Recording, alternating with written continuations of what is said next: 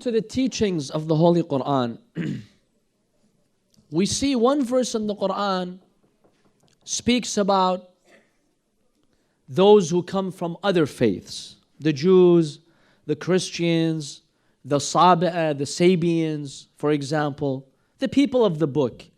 The Quran says those people of the book who are honest, who are truthful, who believe in their faith, Allah subhanahu wa ta'ala will forgive them and God will grant them paradise. That's one verse in the Quran, and you have multiple verses which say this. On the other hand, you have a verse that says the only religion with God is Islam. How do you reconcile between these two verses? One is saying the Jews and the Christians and the Sabians, God will forgive the good ones and take them to paradise. One verse says, Inna ad-deena 'inda Allah al-Islam. The true religion with God is Islam. We believe, as the Quran teaches us, that all prophets of God were Muslim. In what sense? What is the meaning of a Muslim? Can someone help us out? Submission. I remember I was once on a plane from Detroit going to New York for a speaking ceremony.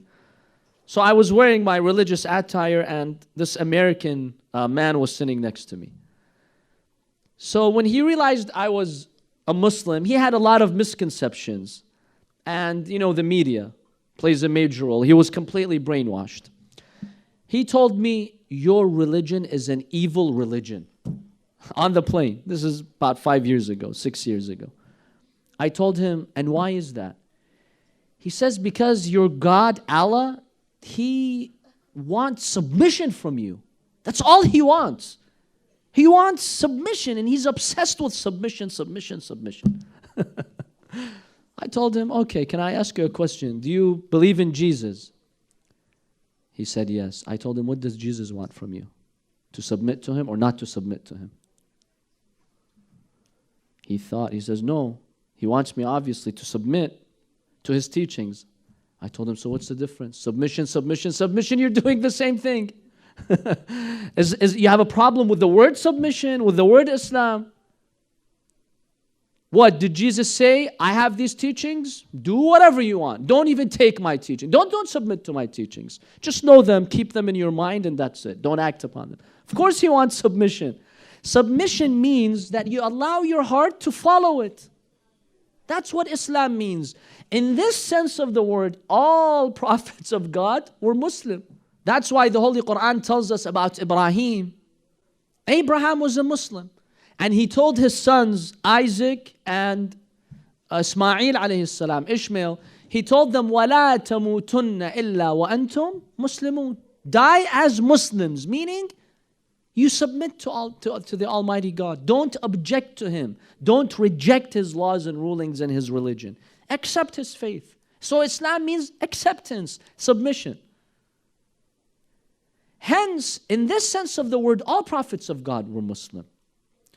Now, we believe that the true faith, true Christianity, which was preached by Jesus, was the correct faith. And anyone who abides by that faith, who followed the true teachings of Jesus, was saved and will go to paradise. The same applies to Moses. The same applies to prophets Abraham and Noah and all these other prophets of God.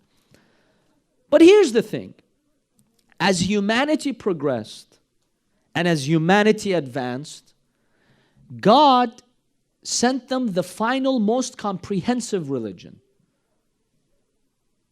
Meaning that previous religions, while they're valid, but in a sense, now you have to move on to a newer stage. Can you stay in elementary school for life and say, no, I want to stay in elementary school, it's good for me? No, you have to move on. If you don't move on, you'll miss out, you'll lose. You have to move on. Go to junior high, then high school, and then go to college. Islam represents that final stage. So God did not reveal Islam as a religion from day one because humanity wasn't ready for it. Do you take your kids to college when they're 7? Of course not. Because they're not prepared for it. They're not ready for it. You have to prepare them.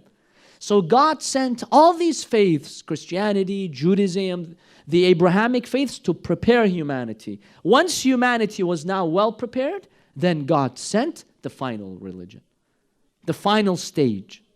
And He completed and continued all those other religions. Once God sent the final religion, we believe that those who heard the message of Prophet Muhammad and they had a chance at seeing it, and they accepted the message, yes, Allah subhanahu wa ta'ala will forgive them and take them to paradise. Those who did not hear about the Prophet's message, you live in a society completely disconnected, you had no chance to discover Islam, to read about Islam, to read about the Quran, the teachings of the Prophet, and let's say someone dies that way. God will retest that person. You can't say that this person did not die as a Muslim, automatically going to hell. No. The Quran rejects this idea.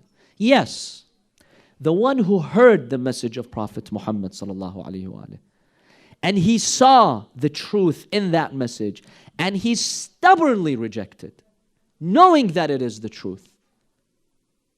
Just like the Quran tells us the Pharaoh, he knew Moses was speaking the truth, but he stubbornly rejected. Those who stubbornly reject, yes, these people die as unbelievers and they'll be punished by God because they saw the truth and they defied Allah subhanahu wa ta'ala.